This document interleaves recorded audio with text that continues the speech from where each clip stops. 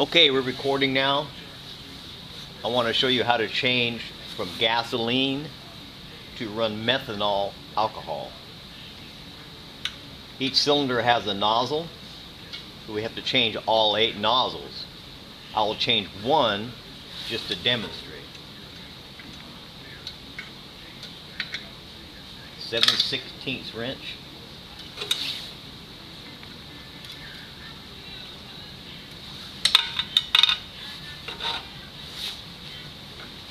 Try to get here where you can see. Slightly loosen that.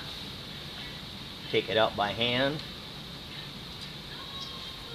This is a gas nozzle. It's labeled 26. 26. For methanol, we run bigger ones. 42. Start it by fingers.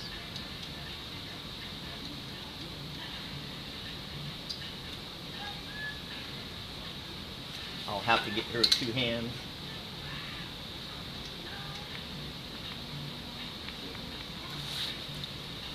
It doesn't have to be real tight. It has an O-ring rubber seal. Just has to be snug.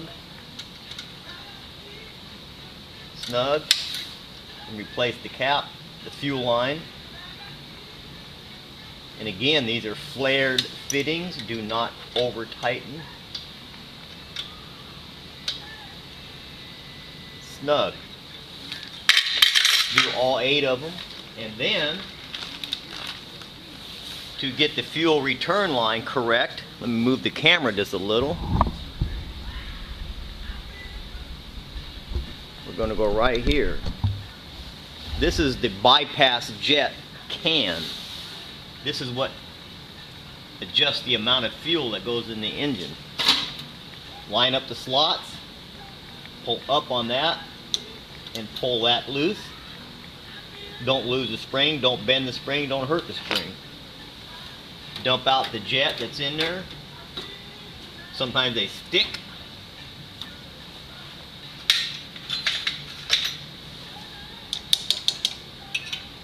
Oh.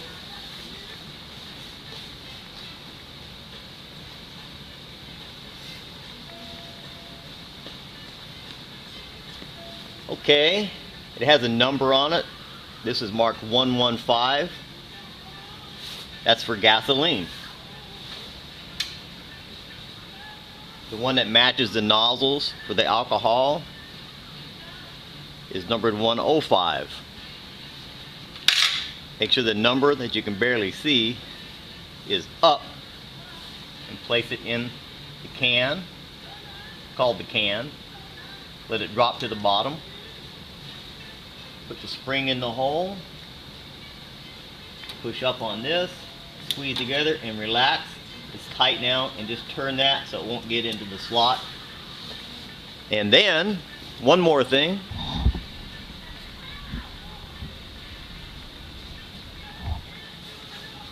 Up here, this is the throttle setting screw that adjusts how much air comes in. This linkage here moves this valve without changing the air, so the more you unscrew this to push this valve that way, the more fuel that goes in the engine. Now when we switch to alcohol, we have to increase the amount of idle fuel. This is for idle fuel only. Once you're in this position, full throttle, that adjustment doesn't mean anything. It only adjusts idle fuel.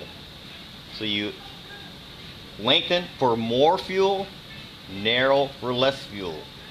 Only these, we call these flats, and only move maybe for this change 3 or 4 flats to see how it is. It just because it varies with temperature of the day. Hot days, not much. Cold days, more.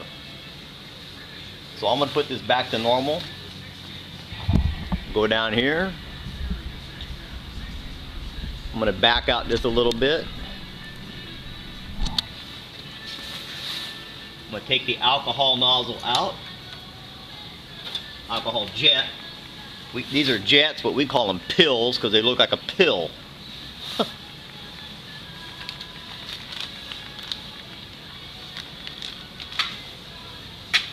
I'll take the alcohol nozzle out of this one and put back the gas.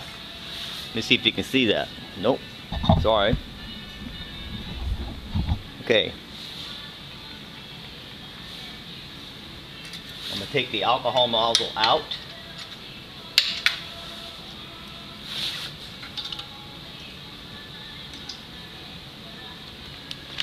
Put the nozzle back in for the gasoline.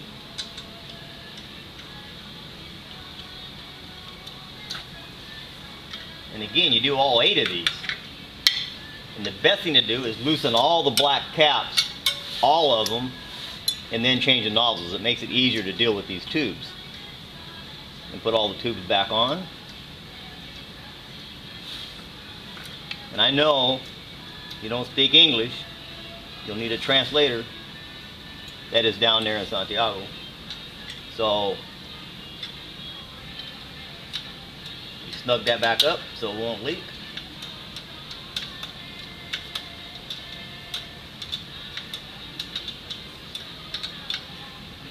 Snug.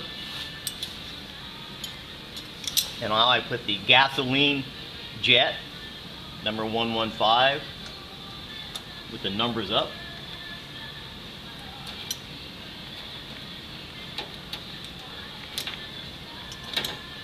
That drops back down, rotate it so it can't come loose. And that's it to change. And then right now this car is set for gasoline. Do not use gas from the gas station, only use aviation fuel or 114 octane racing fuel. It's all set right now, it's good to go. You don't have to do nothing, it's ready. If you want to run alcohol, meaning methanol, you can't use any alcohol, it has to be methanol. A nozzle for each cylinder, and the jet is right there also. There's the jet. What that does, this pump returns fuel to the tank to allow less to go in the engine. If you had nothing in here but a big hole, the engine wouldn't get enough. If you blocked it off, the engine would get way too much fuel. So that's about it. And you can see the butterfly throttle's pretty big. Made that myself. Enjoy it.